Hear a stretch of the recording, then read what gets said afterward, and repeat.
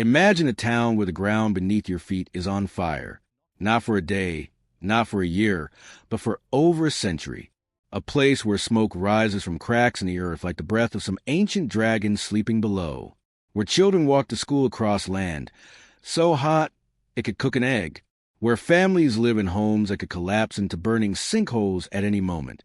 This isn't science fiction.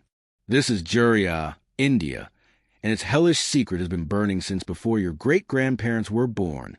In the heart of India's coal country, there exists a nightmare that refuses to end. Jharia, a town in the eastern state of Jharkhand, sits atop one of the richest coal reserves in all of Asia, but this blessing became a curse that has haunted generations. Deep underground, beneath the homes and streets and schools, coal seems to have been burning nonstop for more than 100 years. The earth itself is on fire, and no one can put it out. Picture this scene. It's early morning in Jharia, and the sun is just beginning to rise. But the sky never truly clears here. A thick, gray haze hangs over everything like a dirty blanket. The smell of sulfur and burning coal fills your nostrils with every breath. As you walk down a street, you notice the pavement is cracked and broken. Steam rises from the fissures, and if you're foolish enough to touch the ground, you pull your hand back in pain. The earth is scorching hot, sometimes reaching temperatures over 300 degrees Celsius underground.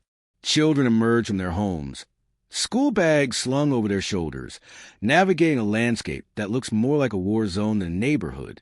They've learned to avoid certain areas, the places where ground has already given way, creating massive craters that glow orange at night from the flames below. These aren't just small holes. Some of these fire pits are enormous, swallowing entire buildings, entire streets. And still, people live here. Still, they survive. The story of how this catastrophe began is both simple and tragic. In 1916, over a century ago, a fire started in one of Jharia's coal mines. Some say it was an accident, a spark in the wrong place at the wrong time. Others believe it was carelessness, mine operators who didn't properly seal abandoned tunnels or failed to follow basic safety protocols. Whatever the cause, that single fire was never extinguished. Instead, it spread. Coal, you see, is an excellent fuel. Once it catches fire underground, it can burn for decades, even centuries, feeding on vast seams that stretch for miles beneath the surface. But here's where the story becomes even more heartbreaking. The fire wasn't just one isolated incident. As coal mining expanded in Jharia throughout the 20th century, more fires started. Dozens of them, some from accidents, some from illegal mining operations that tunneled recklessly without regard for safety. Each new fire connected with others, creating a massive underground inferno that now spans over 100 square miles. That's an area larger than some entire cities, all burning beneath the surface in a slow, relentless apocalypse. The government knows about the fires. They've known for decades. Engineers and scientists have studied the problem, proposed solutions, estimated costs.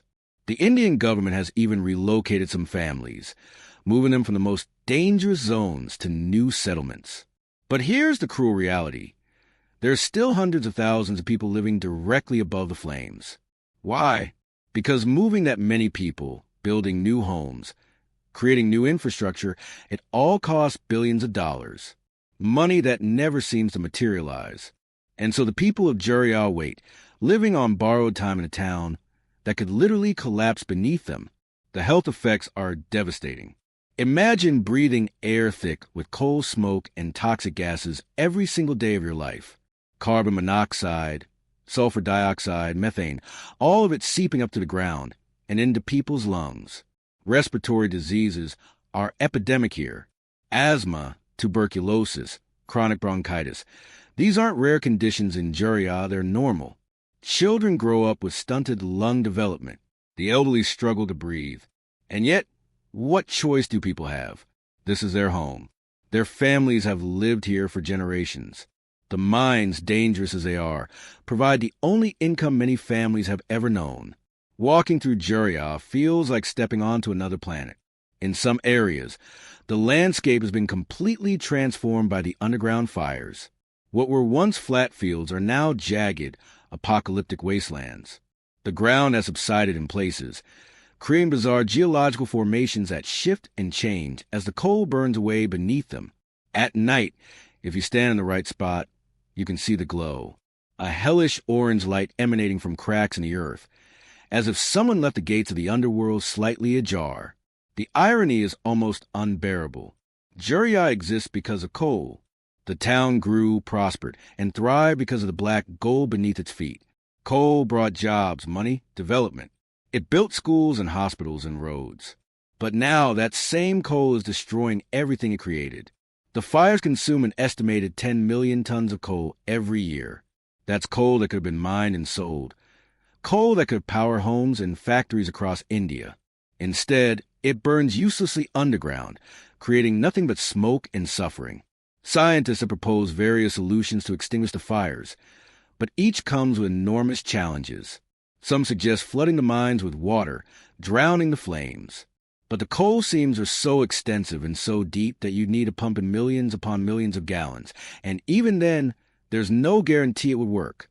Others propose digging up all the burning coal, excavating it completely, but that would require removing entire mountains of earth, an engineering project so massive it would take decades and cost more than most nations' annual budgets.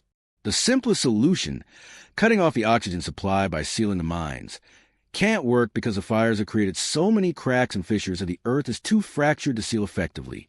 And so the fires continue, year after year, decade after decade, century after century. The people of Jharia have learned to live with their burning earth. Mothers cook meals while smoke rises from the ground just meters away. Fathers descend into legal and illegal mines, extracting coal while knowing that any tunnel could lead them straight into the inferno. Children play cricket in fields where the grass has long since died, replaced by ash and charred rock. There's something profoundly human in this story. It's about more than just coal or fire or environmental disaster. It's about resilience in the face of impossible odds. It's about communities that refuse to give up, even when their own ground betrays them. The people of Jharia could leave, could flee to safer cities and towns. But many stay, bound by ties of family and tradition, and the simple fact that this burning earth is still their home.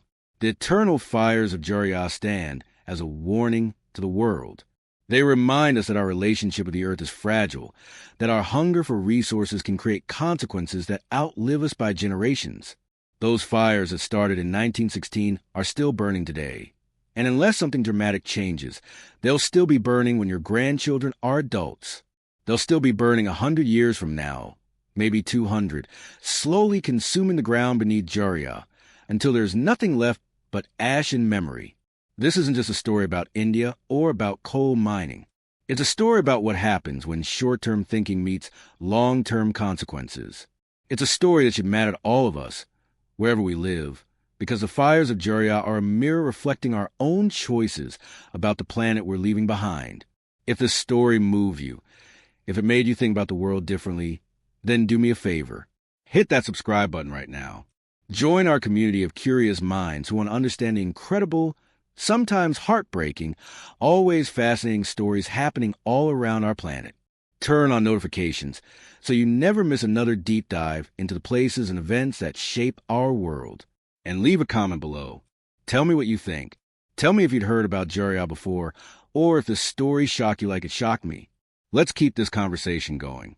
Subscribe now, because there are so many more stories like this one waiting to be told, and I want you there for every single one.